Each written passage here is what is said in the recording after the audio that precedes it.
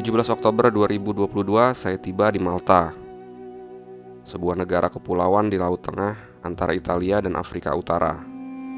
Negara ini disebut juga negara ksatria. Ksatria yang dimaksud adalah ksatria Ordo Santo Yohanes dari Yerusalem.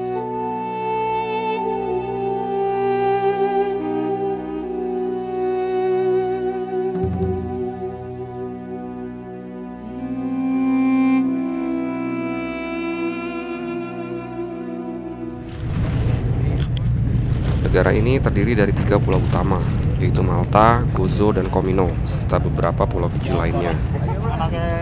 Terdapat bandara internasional di Malta jika ingin kesini lewat jalur udara, dan ada banyak layanan kapal feri yang tersedia dari Italia, Sisilia, dan Tunisia menuju pelabuhan-pelabuhan utama di Malta. Dan yang saya naiki ini adalah water taxi yang tersedia dari daerah-daerah dan pulau-pulau kecil di sekitar Valletta. Tujuan saya kali ini yaitu ke ibu kota Malta, Valletta.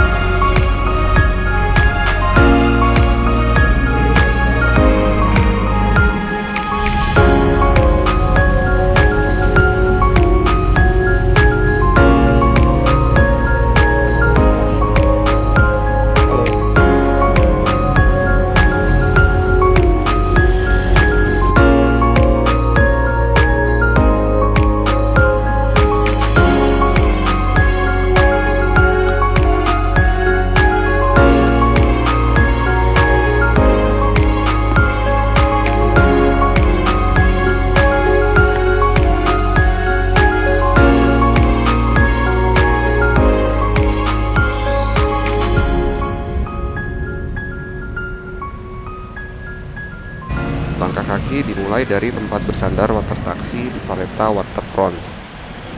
Lokasi tadi sebenarnya sudah sangat ramai karena banyaknya pertokoan dan kafe-kafe, termasuk di sana ada juga Hard Rock Cafe.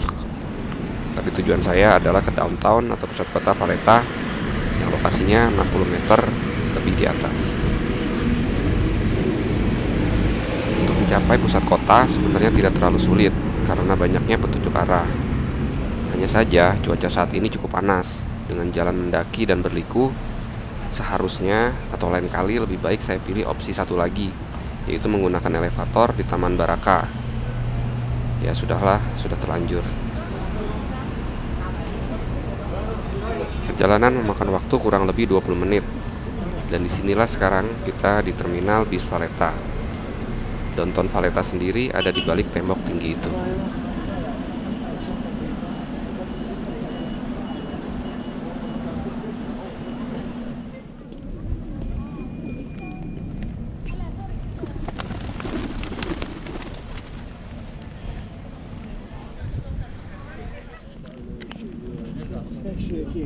Valletta diakui sebagai warisan dunia UNESCO sejak tahun 1980.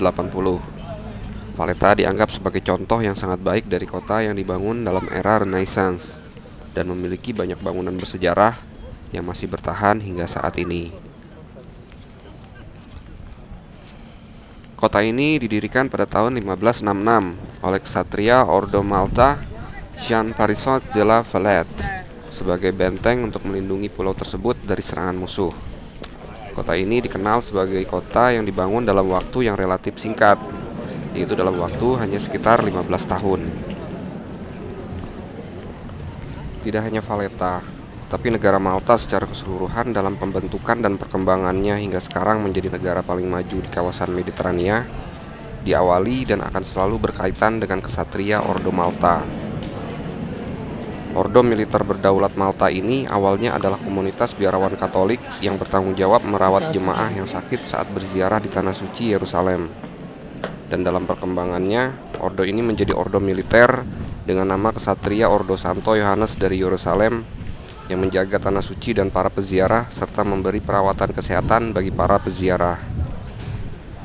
Tahun 1291, Yerusalem jatuh ke tangan Muslim, sehingga Kesatria Ordo Santo Yohanes terpaksa meninggalkan Yerusalem, sempat menetap di pulau-pulau seperti Siprus, Rhodes, dan Akko sebelum akhirnya menetap di Malta pada tahun 1530.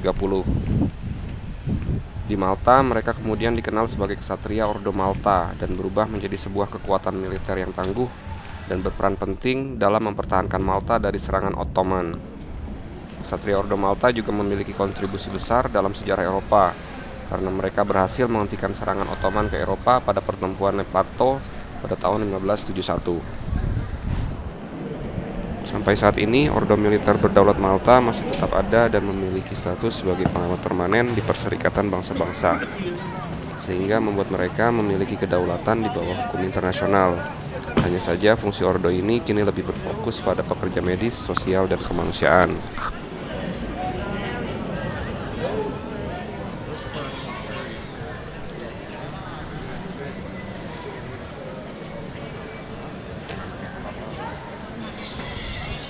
Kita kembali ke Valletta di masa sekarang. Bangunan-bangunan utama di Valletta itu sebagian besar ada di sepanjang Republic Street sebagai jalan utama di kota ini dan sekitarannya. St. John Cathedral jadi yang paling terkenal. Dari luar kelihatannya sih biasa aja, tapi interiornya katanya yang luar biasa. Ada juga bangunan courthouse di seberang katedral. Lalu maju dikit, ada patung Queen Victoria di pelataran Perpustakaan Nasional. Patung ini dibangun sebagai tanda terima kasih kepada Sang Ratu atas dukungannya kepada negara Malta.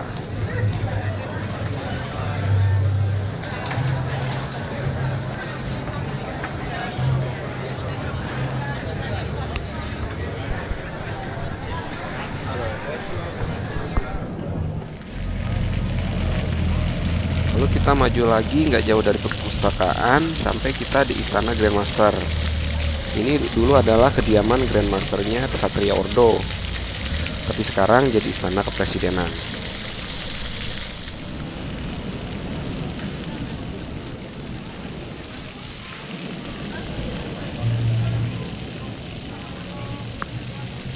Buat yang pernah nonton film Jurassic World Dominion, yaitu film Jurassic World yang terakhir, pasti familiar nih sama tempat-tempat di Valletta. Ya, di sini emang latar lokasinya. Tapi ini yang dipajang malah replikanya si Blue. Padahal Blue-nya nggak ke Valletta, malah anaknya yang diculik ke sini. Serunya itu pas adegan kejar-kejaran di jalan sempit begini. Saya senangnya di Malta ini juga nyusurin jalan-jalan ini. By the way, bangunan-bangunan ini tempat tinggal warga ya. Sejauh ini nggak ada saya temuin rumah petak, semuanya ya apartemen atau flat rumah susun macam begini.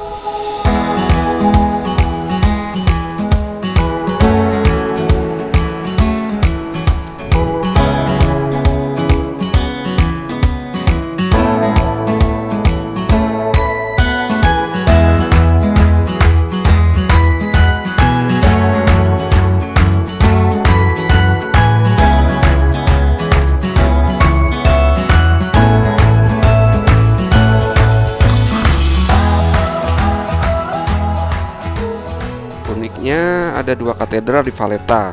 Kalau yang tadi Katedral St. John, nah kalau yang ini Katedral St. Paul. Kalau St. John ada embel-embel co-katedral. Kalau yang St. Paul ini embel-embelnya adalah pro-katedral. Intinya kedua gereja ini melakukan fungsi kekatedralan bersama-sama. Kalau Katedral St. John digunakan sebagai tempat pengajaran, ibadah, dan prosesi oleh Ordo Santo Yohanes, sedangkan Katedral St. Paul digunakan untuk keperluan keuskupan.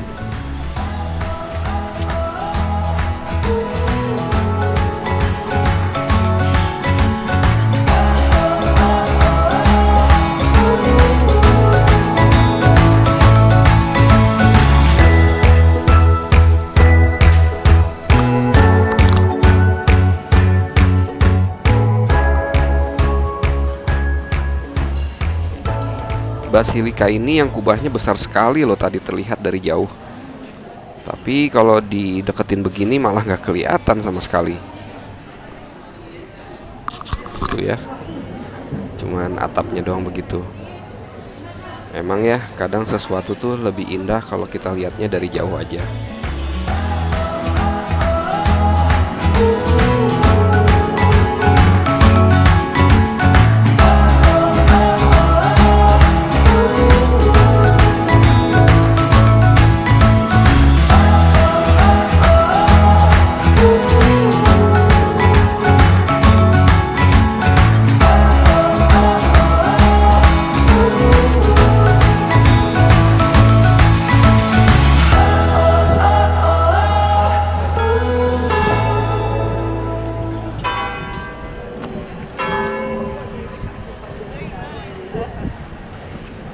Lokasi kita sekarang di atas salah satu gerbang kota. Nah, bangunan dengan balkoni merah itu spot foto ikonik loh. Kalau diambil fotonya bareng sama telepon booth di sebelah kanan. Keren ya hasil fotonya. Pemandangan epik lagi kalau dari Valletta ini lihat ke 3 kota di seberang laut. Lebih jelasnya nanti dari Baraka Garden. Ini saya mau menuju ke sana.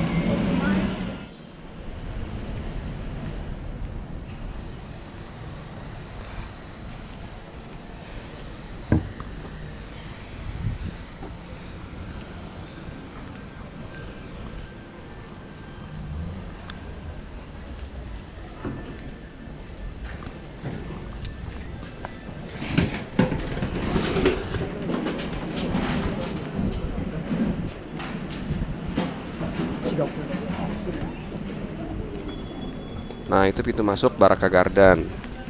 Sesuai namanya, Baraka Garden itu taman di atas barak militer yang tadinya dikhususkan hanya untuk komandan dan para perwira saja. Lalu kemudian saat Inggris menguasai Malta, taman ini diperluas dengan ditambahkan sejumlah monumen seperti patung Sir Winston Churchill dan juga patung pendiri kota Valletta, Jean de Valette. Di taman ini juga dibuat elevator untuk menghubungkan taman dan pelabuhan. Jadi sangat memudahkan warga dan wisatawan menghindari perjalanan mendaki atau menuruni tangga dan jalan yang curam. Pemandangan spektakuler dari sini bukan cuma tamannya saja, tapi juga pemandangan di seberang pulau. Pemandangan Three Cities atau 3 kota di seberang. Dari paling kiri adalah Calcara, Cospicua, dan yang terakhir Sanglea. Calcara dan Cospicua dari awalnya adalah selain benteng pertahanan juga merupakan galangan kapal dan juga markas angkatan laut. Sedangkan Sanglea lebih merupakan sebagai pelabuhan.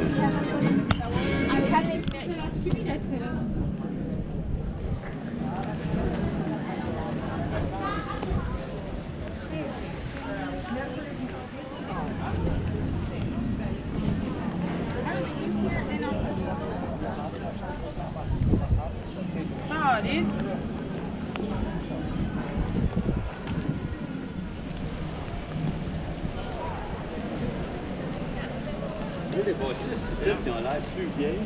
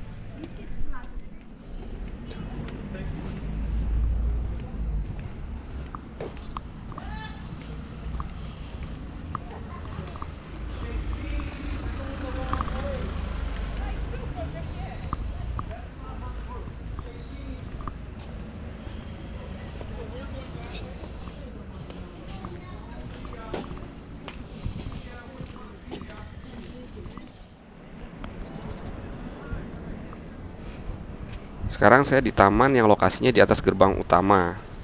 Nah, dari gerbang utama tadi ada tangga yang gede-gede itu ya, kanan kiri. Jadi bisa lewat dua tangga itu munculnya sama ke sini juga. Nah, di sini nggak terlalu rame. Pemandangannya ke sisi lain daratan Malta dan menghadap ke barat. Jadi bisa buat lihat sunset nih nanti kalau udah sorean. Dan kelihatan juga kalau lokasi Valletta ini paling tinggi seantero pulau.